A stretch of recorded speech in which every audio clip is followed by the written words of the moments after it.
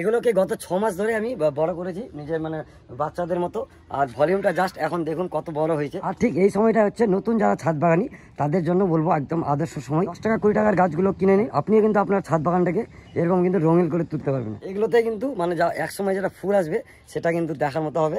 এটাই আমার এই বছরের সবচেয়ে বড় প্রাপ্তি হবে আর কি। আমার কাছে এই 4টে ওষুধ যদি একসঙ্গে কম্পোজিশন নেয় 100 গ্রাম করে, আর এটা দেখবে 50 গ্রামের, তাহলে পড়বে কিন্তু 400 টাকা। তাই আপনাদের বলে রাখি যে শীতের গাছ কিনুন, 100 টাকার গাছ কিনুন, বেশি না 100 টাকার গাছ কিনুন, 10টা টব নিন। আমি সাজেস্ট করে দেবো কী গাছ কিনবেন, আর দেখবেন এই পরের বছর থেকে কিন্তু আপনি কিন্তু আমার মতো পাক্কা বাগানি হয়ে উঠবেন। তো নমস্কার, গুড মর্নিং সকলকে, আমি অসীম। আর আরেকটা আবার খুব সুন্দর ছাদ বাগানের ভিডিও নিয়ে আপনাদের সামনে চলে এসেছি। এটা নভেম্বর মাস, আর এই নভেম্বর মাসের দোরগোড়ায় আস্তে আস্তে কিন্তু শীত আমাদের দরজায় ঢুকে পড়েছে। ফ্যান এসিকে টাটা বাই বাই করে দিয়ে এখন আস্তে আস্তে আমরা ল্যাপ কাঁথার উদ্দেশ্যে আস্তে আস্তে এগোচ্ছি।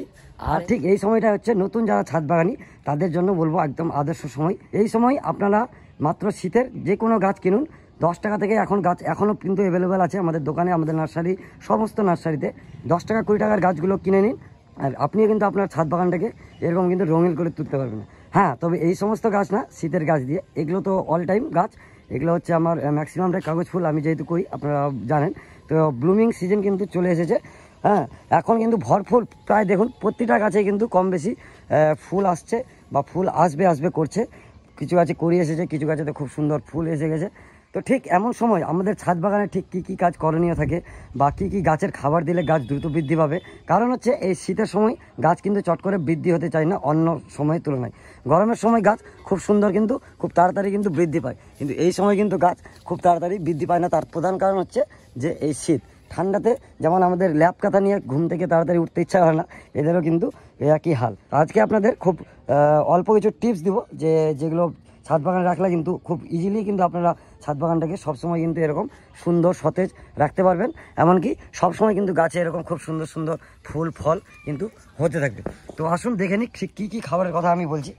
একজন প্রফেশনাল বাগানি হিসাবে কিন্তু আমি ছাদ বাগানে অনেক কিছু ইউজ করে থাকি, অত কিছু একবারে শিরকালে আপনাদের মাথা খারাপ হয়ে যাবে।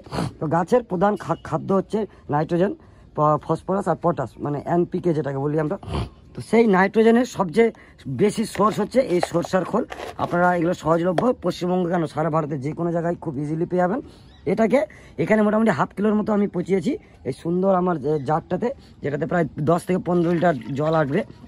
সেটা কিন্তু 2 দিন পচানো হয়েছে, আরও 1 দিন পচাবো। 3 দিন পচানোর পর হালকা করে খালি উপরের এটাকে ছেঁকে নিলে তো খুবই ভালো হয়, না ছাকতে পারলেও উপর থেকে খালি হালকা করে মগ দিয়ে তুলবেন। 2 মগ তুলবেন, এই ছোটো মগে 2 মগ তুলবেন, আরও এক্সট্রা 4 থেকে 5 মগ, ম্যাক্সিমাম 8 মগ দিয়ে জল দিয়ে কিন্তু আপনারা সমস্ত গাছের গোড়াতে দিবেন। এইভাবে আমি যেটা সকালবেলা আজকে দিলাম। কারণ এই সরষার খোল বেশি ঘন করে দিবেন না, খুব পাতলা করে দিবেন, কারণ এতে প্রচুর পরিমাণ নাইট্রোজেন থাকে। আপনারা যদি গুঁড়ো খোলটা ডাইরেক্ট যে কোনো বড় গাছেও সামান্য পরিমাণও কিন্তু যদি দিয়ে দেন না, তাহলে কিন্তু গাছটাকে পুরো একদম মানে পুড়িয়ে মেরে দেবে, একদম মনে হবে যে গাছটাকে কেউ আগুন লাগিয়ে দিয়েছে, এতটা পরিমাণ নাইট্রোজেন থাকে এতে। তো খুব অল্প পরিমাণ দিবেন, জাস্ট পাতলা ঘোলা জলের মতো শরবতের মতো কালারটা থাকবে।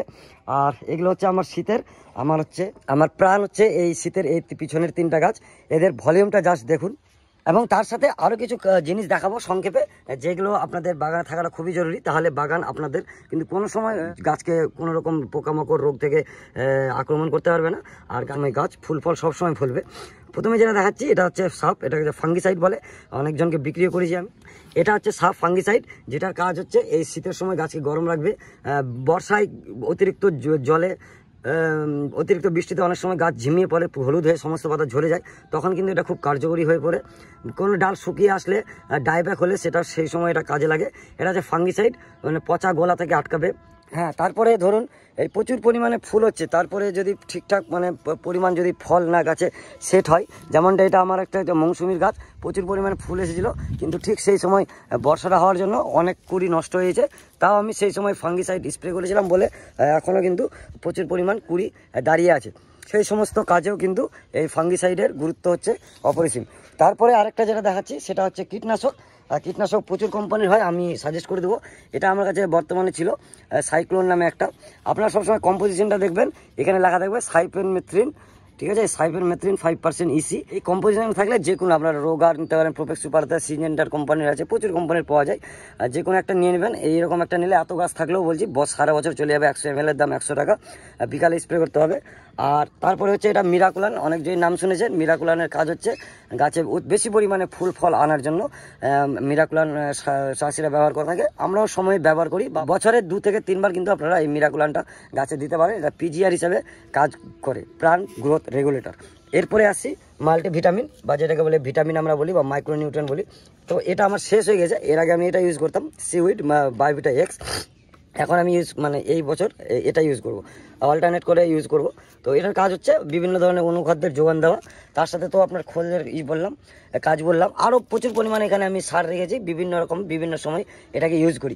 তো এত কিছু একবারে বললে আপনাদের হয়তো সমস্যা হবে বুঝতে, তাই আপনাদের বলে রাখি যে শীতের গাছ কিনুন, 100 টাকার গাছ কিনুন, বেশি না 100 টাকার গাছ কিনুন, 10টা টব নিন, আমি সাজেস্ট করে দেবো কী গাছ কিনবেন। আর দেখবেন এই পরের বছর থেকে কিন্তু আপনি কিন্তু আমার মতো পাক্কা বাগানি হয়ে উঠবেন। এটা আমার চ্যালেঞ্জ, গাছের সৌন্দর্যের প্রতি আকর্ষিত হয়ে।